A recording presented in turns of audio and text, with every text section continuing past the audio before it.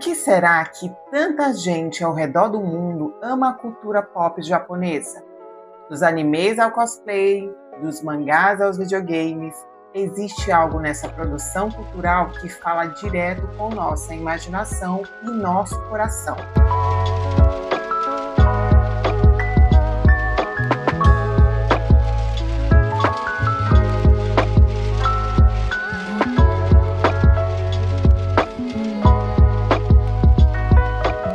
Se eu te dissesse que as obras do estúdio Ghibli ou Ghibli nos ajudam a entender esse fascínio? Yo, Nakamas! Sejam muito bem-vindos a mais um anime didático e hoje eu vou falar a respeito de por que a gente ama tanto a cultura pop japonesa, fazendo uma análise na linda e maravilhosa obra dos estúdios Ghibli, Serviços de Entregas da Kiki.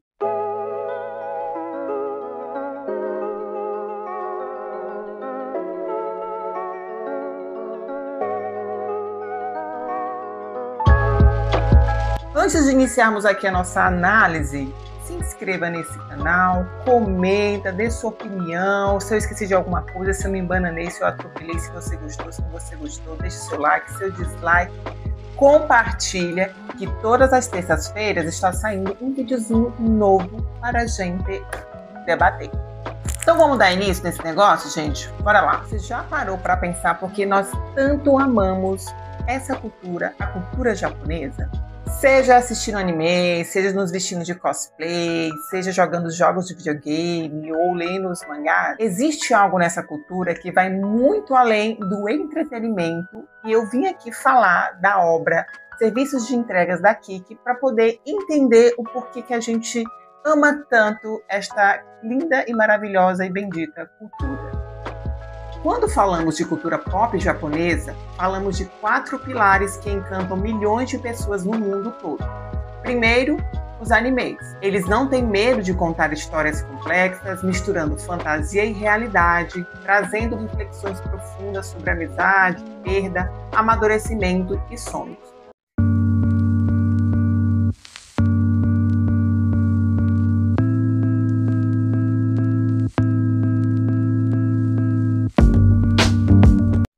Depois temos o cosplay. Muito mais do que se vestir como um personagem, o cosplay é uma forma de expressão, um grito de identidade e, ao mesmo tempo, uma ponte para o pertencimento. É quando a gente encontra pessoas que compartilham das mesmas paixões. Não dá para esquecer dos videogames. Eles nos colocam no controle da aventura, permitindo que vivamos jornadas heróicas e emocionantes como se fôssemos parte da narrativa. E, por fim, os mangás. Eles são acessíveis, variados e trazem gêneros para todos os gostos: romance, ação, drama, comédia, esportes, terror, sempre com traços que mexem com nossa imaginação. Mas afinal, o que une tudo isso? É o fato de nos permitir viver experiências que ultrapassam a vida cotidiana, ajudando a gente a descobrir quem somos e como nos relacionamos com o mundo. Agora, como é que tudo isso se conecta com os estúdios Ghibli ou Ghibli? Eu vou chamar aqui de estúdios Ghibli porque eu já me acostumei chamando assim, ok? Enquanto animes e games costumam mostrar batalhas épicas, mundo futuristas e poderes incríveis, o estúdio Ghibli faz o caminho contrário. Ele transforma o simples em extraordinário. Um voo de vassoura, um passeio de trem, uma refeição compartilhada com amigos, tudo isso vira poesia. E é exatamente aqui, gente, que está o ponto. A cultura pop japonesa nos encanta porque nos transporta para universos muito distantes. Mas o estúdio Ghibli nos mostra que a maior aventura pode estar dentro de nós mesmos. Vamos então, nesse exato momento, para o coração desse vídeo, que é fazer uma análise sobre a obra Os Serviços de Entregas da Kiki. Kiki é uma jovem bruxa de 13 anos que precisa sair de casa para cumprir sua tradição, tornar-se independente, viver em uma nova cidade e descobrir sua própria vocação. No início, a Kiki está muito empolgada, está muito entusiasmada, porque ela acredita que voar seria o suficiente para encontrar o seu lugar no mundo. mas logo percebe que crescer envolve algo muito maior, que é enfrentar as inseguranças, lidar com os fracassos e redescobrir a própria força interior. E aqui, gente, é que está a genialidade da obra, porque é aqui que ela perde temporariamente a sua habilidade de voar. E esse momento representa aquela sensação que nós sentimos em algum momento de nossa vida. São os bloqueios, as dúvidas, a sensação de não estar sendo bom o suficiente, ou aquela sensação de que caminho eu tenho que seguir, quais são as minhas habilidades, aquela paranoia de qual é o meu propósito aqui nesse mundo. E sendo sincera, gente, eu estou vivenciando exatamente esse momento de que caminho seguir na minha profissão como pedagoga. Estou me descobrindo e tendo todas essas sensações. Mas é justamente nesse processo de queda e recomeço que ela encontra o verdadeiro significado de sua jornada. E isso conversa diretamente com a nossa paixão pela cultura pop japonesa. Quando nos envolvemos com animes, jogos, mangás e cosplay, não estamos apenas nos divertindo. Estamos buscando, assim como a Kiki, respostas para a nossa identidade, coragem para enfrentar nossas inseguranças e esperança para continuar acreditando em nós mesmos. Agora eu quero me debruçar sobre algumas cenas muito simbólicas da obra. Quando a Kiki chega na sua idade, que ela tem que cumprir a tradição das bruxas, né, de sair de casa para viver sozinha em outra cidade e encontrar a sua vocação, ela tinha feito uma vassourinha para ela com muito esforço. Mas aí a mãe diz, olha, leva a minha vassoura. A vassoura ser mais antiga, é como se a vassoura tivesse mais maturidade, carregasse mais vida, né, na sua história de vassoura de bruxa. Mas isso é tão simbólico, é tão bonito, porque isso fala sobre a tradição familiar. Então, quando a Kiki decide levar a vassoura da mãe, ela tá carregando consigo a tradição familiar, o peso das gerações anteriores, como se ela dissesse, ó, não tenho algo só meu, então eu me apoio naquilo que eu recebi da minha mãe. Esse aqui vai ser o meu porto seguro, a minha segurança. E essa escolha, gente, mostra muito que no início da jornada da Kiki, né, ela ainda depende da segurança da infância e das referências maternas. Ela ainda não construiu a sua própria identidade. Então, por isso, ela precisa começar a vida adulta apoiada em algo que já existe. A vassoura da mãe simboliza uma ferramenta emprestada, uma identidade que ainda não é dela, não é totalmente dela. Ao longo da história, a Kiki vai descobrir que precisa desenvolver o próprio jeito de ser, a própria magia, o seu voo único. E esse detalhe reforça o tema central da obra. Crescer é um processo de independência emocional e identidade própria. No começo, a Kiki copia a mãe. Depois, ao perder a habilidade de voar, ela entende que não pode apenas repetir os caminhos da mãe. Precisa encontrar sua própria força interior, o que é simbolizado quando volta a voar, mas agora com mais consciência de quem é. E esse gesto, gente, de levar a vassoura da mãe é algo com o qual todos nós nos identificamos. Quando saímos de casa ou começamos algo novo, muitas vezes carregamos as ferramentas e referências da família. Mas nem sempre a gente precisa carregar muitas ferramentas da nossa família, principalmente se você veio de uma família desestruturada, desajustada.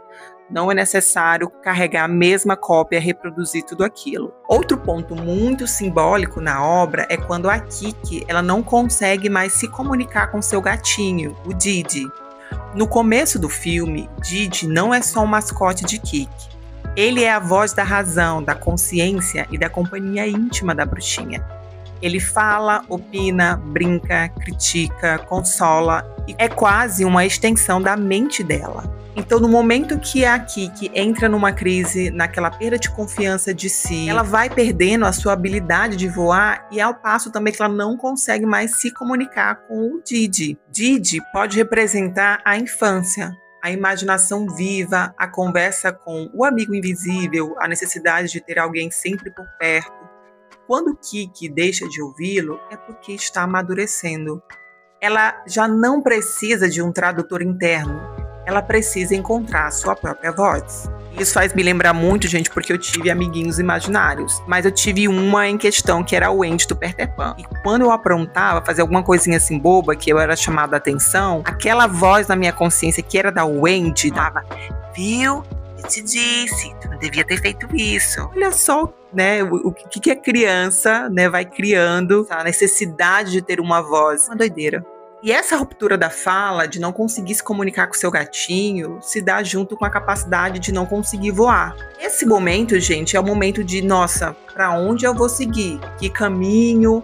O que eu tenho que fazer? Quando a gente tá sem confiança, quando a gente tá sem propósito. E ela tá nesse caminho, sem confiança, sem propósito, cansada, porque agora ela tá tendo uma vida mais madura, ela tá trabalhando para ganhar o dinheirinho dela, por mais que ela tenha um lugar para morar, dos serviços, ela tem um lugar para morar, mas ela tem que comprar o alimento dela, ela tem que lavar as roupas, ela tem que cuidar de si, cuidar do gatinho. Então ela tá tendo essas demandas que quando a gente é adulto e quando a gente cresce, a gente vai ter esse amadurecimento de cuidar de si, de cuidar das suas responsabilidades, de pagar os boletos, pagar o aluguel. Então, esse silêncio do Didi pode ser um reflexo do vazio que a Kiki está sentindo. Mas eu também tenho outras opiniões do silêncio do Didi, quando ela não consegue mais se comunicar com o gatinho. Percebem que o Didi, ele começa a gostar de uma gatinha. Tem uma gatinha ali na vizinhança e